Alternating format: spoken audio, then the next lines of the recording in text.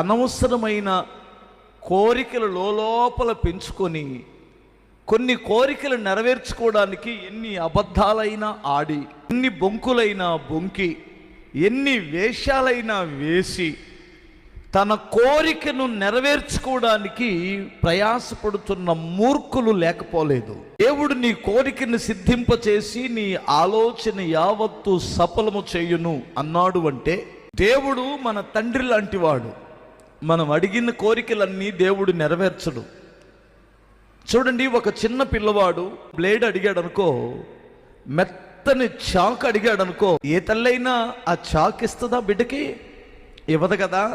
దానిని పొరపాటున తల్లి తండ్రి అయితే ఎవరు, మిగతా ఎవరైనా అయితే వాడు చావాడు చేస్తాడని ఇస్తాడు.